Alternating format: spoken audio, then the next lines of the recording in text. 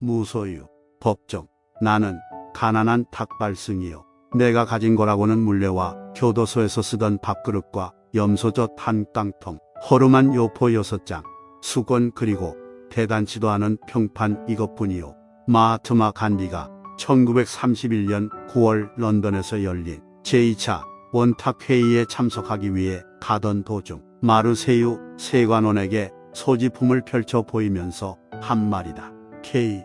그리 팔라니가 엮은 간디 어록을 읽다가 이 구절을 보고 나는 몹시 부끄러웠다. 내가 가진 것이 너무 많다고 생각되었기 때문이다. 적어도 지금의 내 분수로는. 사실 이 세상에 처음 태어날 때 나는 아무것도 갖고 오지 않았었다. 살 만큼 살다가 이 지상의 적에서 사라져 갈 때에도 빈손으로 갈 것이다. 그런데 살다 보니 이것저것 내 몫이 생기게 된 것이다. 물론 일상에 소용되는 물건들이라고 할 수도 있다. 그러나 없어서는 안 될 정도로 꼭 요긴 한 것들만일까? 살펴볼수록 없어도 좋을 만한 것들이 적지 않다. 우리들이 필요에 의해서 물건을 갖게 되지만 때로는 그 물건 때문에 적잖이 마음이 쓰이게 된다. 그러니까 무엇인가를 갖는다는 것은 다른 한편 무엇인가에 얽매인다는 것이다.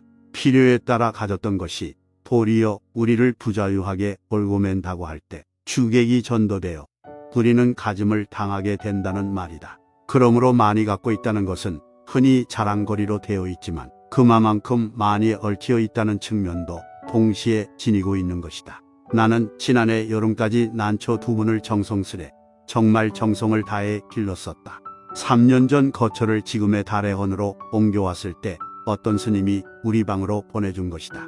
혼탁한 거처라 살아있는 생물이라고는 나하고 그 애들 뿐이었다. 그 애들을 위해 관계서적을 구해다 읽었고 그 애들의 건강을 위해 하이포넥슨인가하는 비료를 받아 건너가는 친지들에게 부탁하여 구해오기도 했었다. 여름철이면 서늘한 그늘을 찾아 자리를 옮겨주어야 했고 겨울에는 필요 이상으로 실내 온도를 높이곤 했다. 이런 정성을 일찍이 부모에게 바쳤더라면 아마 효자 소리를 듣고도 남았을 것이다. 이렇듯 애지중지 가꾼 보람으로 이른 봄이면 은은한 향기와 함께 연두빛 꽃을 피워 나를 설레게 했고 잎은 초승달처럼 항시 청청했었다. 우리 달해헌을 찾아온 사람마다 싱싱한 난을 보고 한결같이 좋아라 했다. 지난해 여름 장마가 갠 어느 날 봉선사로 운원호사를 뵈러 간 일이 있었다. 한낮이 되자 장마에 갇혔던 햇볕이 눈부시게 쏟아져 내리고 앞개울 물소리에 어울려 숲속에서는 매미들이 있는 대로 목청을 돋구었다. 아차, 이때에야 문득 생각이 난 것이다. 난초를 뜰에 내놓은 채 온 것이다. 모처럼 보인 찬란한 햇볕이 돌연 원망스러워졌다. 뜨거운 햇볕에 늘어져 있을 난초잎이 눈에 아른거려 더 지체할 수가 없었다. 허둥지둥 그 길로 돌아왔다. 아니 나다를까 잎은 축 늘어져 있었다. 안타까워하며 샘물을 기로다 죽여주고 했더니 겨우 고개를 들었다. 하지만 어딘지 생생한 기운이 빠져버린 것 같았다. 나는 이때 온몸으로 그리고 마음속으로 절절히 느끼게 되었다. 집착이 괴로움인 것을. 그렇다. 나는 난초에게 너무 집념해버린 것이다. 이 집착에서 벗어나야겠다고 결심했다. 난을 가꾸면서는 산천에도 나그네 길을 떠나지 못한 채 꼼짝 못하고 말았다. 밖에 볼 일이 있어 잠시 방을 비울 때면 환기가 되도록 들창문을 조금 열어놓아야 했고 분을 내놓은 채 나가다가 뒤미쳐 생각하고는 되돌아와 들여놓고 나간 적도 한두 번이 아니었다. 그것은 정말 지독한 집착이었다. 며칠 후 난초처럼 말이 없는 친구가 놀러왔기에 선뜻 그의 품에 분을 안겨주었다. 비로소 나는 얽매임에서 벗어난 것이다. 날듯 홀가분한 해방감. 3년 가까이 함께 지낸 유종을 떠나보냈는데도 서운하고 호전함보다 홀가분한 마음이 앞섰다. 이때부터 나는 하루 한 가지씩 버려야겠다고 스스로 다짐을 했다. 난을 통해 무소유의 의미 같은 걸 터득하게 됐다고나 할까. 인간의 역사는 어떻게 보면 소유사처럼 느껴진다. 보다 많은 자기네 몫을 위해 끊임없이 싸우고 있는 것 같다. 소유욕에는 한정도 없고 휴일도 없다. 그저 하나라도 더 많이 갖고자 하는 일념으로 출렁거리고 있는 것이다.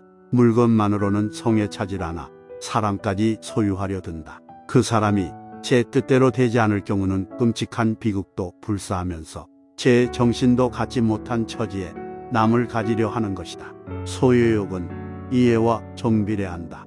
그것은 개인뿐 아니라 국가 간의 관계도 마찬가지.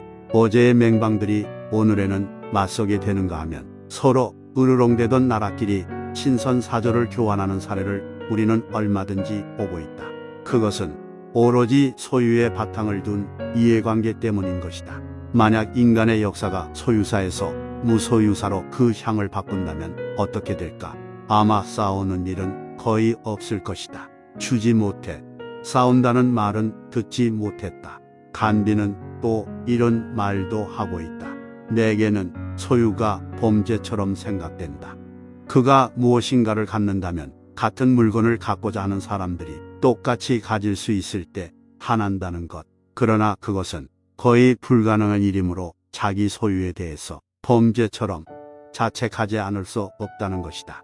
우리들의 소유관념이 때로는 우리들의 눈을 멀게 한다. 그래서 자기의 분수까지도 돌볼 새 없이 들뜨게 되는 것이다. 그러나 우리는 언젠가 한 번은 빈손으로 돌아갈 것이다. 내 이육심마저 버리고 호롤이 떠나갈 것이다. 하고 많은 물량일지라도 우리를 어떻게 하지 못할 것이다. 크게 버리는 사람만이 크게 얻을 수 있다는 말이 있다. 물건으로 인해 마음을 상하고 있는 사람들에게는 한 번쯤 생각해 볼 말씀이다. 아무것도 갖지 않을 때 비로소 온 세상을 갖게 된다는 것은 무소유의 영리이니까. 법정 스님이 1971년 3월 현대문학에 기고한 글 무소유에서